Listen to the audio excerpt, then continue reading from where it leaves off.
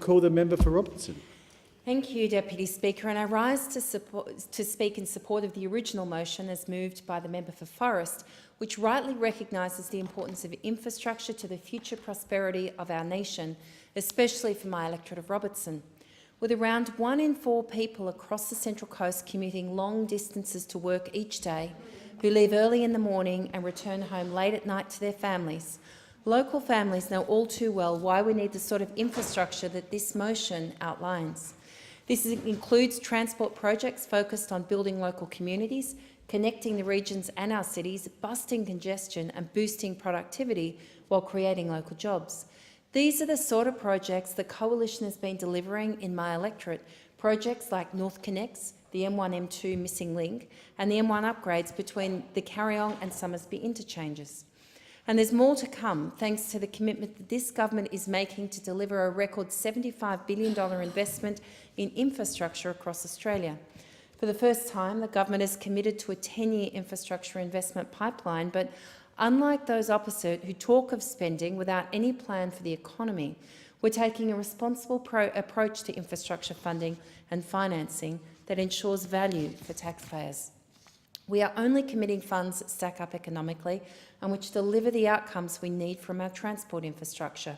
And recently, we've seen yet another example of this on the Central Coast, with what's informally been described as Project 60, the aim of getting those hard-working commuters I talked about earlier from the coast to Sydney in 60 minutes. It's one of the hottest issues in my region, and quite rightly, because some say that the old red rattlers could get to Sydney quicker than trains on the Central Coastline these days.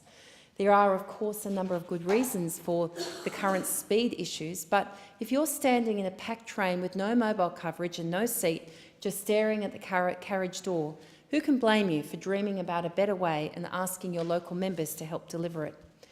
So, Deputy Speaker, this dream could one day become a reality thanks to this government.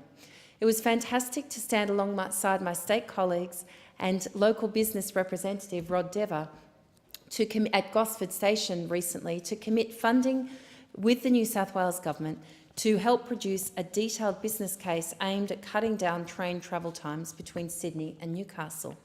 The focus will be on reducing times overall on that stretch of track from 3 hours to just 2, including along the Central Coast. And I'm advised that the business case will look at options like straightening tracks, upgrading existing infrastructure such as level crossings, or addressing other needs along what is a complex mountainous terrain. But having a detailed business case will allow us to do the responsible, essential research to maximise the advantages of such a potential project. As this work continues over the next 12 to 18 months, we're also rolling out our commitment to continuous mobile phone coverage for commuters along the 60-kilometre section of track from Wyong to Hornsby. Such is the demand for action on this election commitment. I'm receiving correspondence every few days for people asking for updates, and we've just produced a new commuter newsletter that I'll be handing out at stations over the next couple of weeks to give our hard-working Central Coast commuters the information they need. We'll be telling them that this election commitment is on track, that a tender process is being finalised with work to start over the next few months and better mobile coverage switched on by the end of next year. The federal government is investing $12 million and the New South Wales government $4 million. Part of the project is for free Wi-Fi at train stations as well, which is great for productivity and also to help keep people connected. As Zach from Springfield put it, the reception on the train line is shocking, so being able to do laptop work on the train would massively help me and thousands of coasties.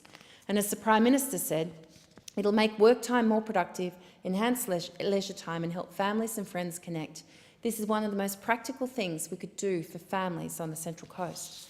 We're also hearing the frustrations of commuters who can't get a car space or who are driving early and sleeping in their cars for an hour from 4 or 5 a.m. just to be able to get a spot at the local train station. So I've raised this issue with Council and we're looking at every solution possible, but we're also running a petition that will be included in our commuter news, and I call on anyone who has got this concern to sign it and add your voice.